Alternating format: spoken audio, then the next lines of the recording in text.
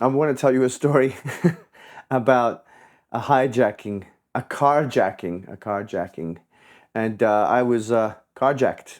Yeah, it was back in 2009. So in Melbourne, Australia, there's this road that runs from the city centre down to the coast on the east coast of the bay. So there's this Port Phillip Bay, and there's this one road called Nepean Highway, St Kilda Road, runs all the way from the city centre. It's a big road. At nighttime, it's pretty quiet, but during the day, it gets packed as everybody kind of goes back and forth between the coast, along the bay, the nice area of the bay, I like to call it, because it's mostly houses, whereas the other side's kind of more industrial development. There are houses there now, but anyway, that's not the point again. So this main road is where I was hijacked on Nepean Highway, and the funny thing was, we were carjacked out the front of a police station. So back to 2009 when all this happened, me and my friend, business partner at the time, Spiro, God rest his soul, may he rest in peace. Unfortunately, he passed away not long ago, about 5 years ago. We were driving away from the city after a night out. We'd been working in the entertainment industry, doing all kinds of things like events, parties, club nights, festivals, music promotion, music and entertainment, right? So we'd probably been doing some work. I don't remember exactly what it was. I think it was a Friday. It could have been a Friday or a Saturday. It was Friday night. Worked out of the Royal Melbourne Hotel, and we were driving home after whatever it was that we were doing in the evening, late at night. I think it would have been about 2. And so we were driving past and we noticed these people on the side of Nepean Highway. It was completely, there's no cars on the road at all. It was completely quiet. It was, what was it? What day? I think it was winter, maybe not winter. It was pretty cold, I remember. So it could have been autumn or winter. I don't remember the exact day. But I recall exactly what happened. So we see these people kind of trying to wave us down, saying, hey, hey, hey, they're just walking on the side road. So Nepean Highway's got this main road. You got this kind of curb, grassy curb with trees, and then you have another side road after that. So we pulled over and we saw them. We'd say, hey, how are you doing? La, la, la. So they said they needed a lift just down to, I think it was on the way to where we were going, which was a place called Cheltenham. But they wanted to go, I think they wanted to go Cheltenham or before that. I'm not exactly sure. Mordialloc, maybe the Mordialloc, which was a bit before that. Maybe it was after. I'm not sure exactly.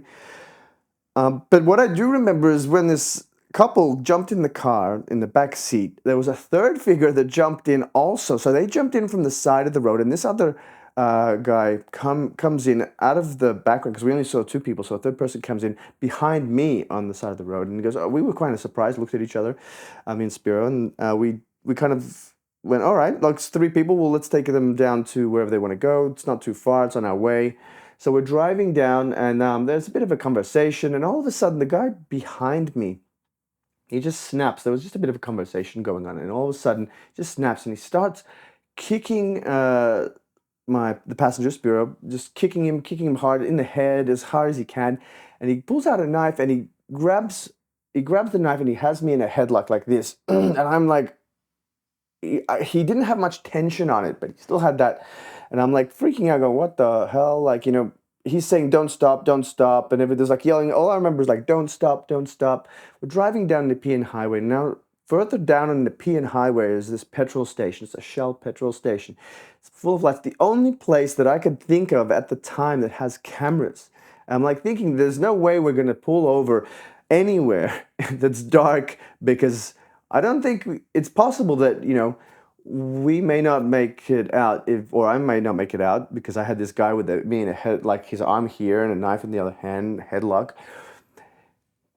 And we're driving down about 80 kilometers an hour, and I see the petrol station, and I'm like, my thoughts are, there's no way I'm going to stop anywhere else. I have to pull in here. There's cameras, there's lights, it's really bright.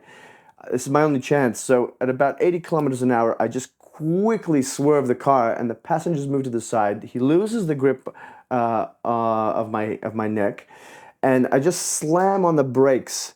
Like as we're driving into this petrol station, there's this wall there. We slam on the brakes, slide in at about 80. Don't crash into anything. Thank God there wasn't an accident. And at that moment, when the car stops, the people quickly jump out of the car and just sprint out. One of the people was still in the car because they were in the middle. This lady was in the middle. There was one guy on the left and the guy behind me. So he sprints out, gets out. The other guy on the left side gets out. And we try to block at least one person in there, but I couldn't physically stop someone. Otherwise, I would be the one, assaulting another. So they were, what could I do? I couldn't arrest them at the time. They actually didn't do anything, the person in the middle, but the person behind me had already sprinted away. All of that, thank God, was caught on camera. We called the police. The police attended. We gave a statement. And it was only like a few months later that, actually the police got in contact. They'd apprehended the person. And it looks like all three of the people that we had just picked up, I didn't know that there was a police station right there, had been arrested just before that for another assault. And apparently the guy that was behind me had been in and out of juvenile prison. So he was like 16, 17, not sure how old he was. He was juvenile. And, that kid was angry, really angry about a lot of things. And yeah, he ended up being charged and went to jail. I didn't know that I could get like victims of crime compensation. I didn't do any of that. I just kind of went on and just continued on. But I mean, every now and then it just comes back in my mind. It's not really a shock. It's not really scary. It didn't really affect me so much. It was a bit of a story to tell, which is why I'm telling you now. But I don't think. I mean, I was already in a crazy place at the time. It was already a wild lifestyle being in music and entertainment. So this didn't seem to be too much out of the ordinary, which is pretty crazy when you think about it, right? So something like this, and looking back on it now, there's no way. I mean, like, it was just something, you're doing something nice that you think you're doing for some strangers in the street that might need a lift, kind of being friendly, and next thing you know, you've got a knife to your neck, in a headlock, being threatened, and you don't stop the car. I wasn't fearing for my life. I was just kind of like, my brain was just working on how do I get myself out of this situation. I recall it was like really clear, that whole, I mean, obviously because it had such an impact, it's really clear in your head, generally what happened. So, I mean, what kind of moral is there from this story? Be mindful, if you see, I mean, it's hard, I mean, it was only moments when this person jumped out of the background and straight into the car. The thing was, I didn't antagonize the situation. I just kind of stayed like quiet and calm until the moment to act was, it was there. And then that's when the action started. I guess that's a good thing to do. Don't panic, but I mean, I wasn't even really thinking. It was like, it was all kind of autopilot.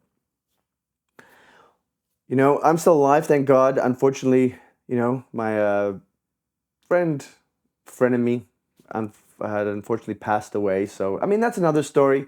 I don't know if I'll share it. It's not really, may not be my story to tell, but the things that I experienced during a certain period of time, like between, say, 2007 and 2015, there was a lot of cool stories related to music entertainment. So even before that, maybe 2004, 2002, way back. Yeah, there's a lot of things. Nonetheless, I hope you enjoyed that story, and I'm glad I'm still around to tell it. And it was a wild ride, and I guess it feels good to have been able to do what I did in the time and think sharp and get myself out of that situation the way that I did. And one of the things, I mean, I don't really feel like I've missed out that I didn't put in a compensation claim, because I think I would have just been stuck thinking about it, and I'm glad I just kind of moved on pretty quickly from that whole situation. Went to court, made it, the kids, I don't know what's happened to him. Honestly, I don't necessarily expect much, but who knows? Who knows? All right, guys, that's it for another video. Next week, I'm going to maybe share something a little bit more upbeat and fun, so we'll have to think about that. I'll see you next week. Bye.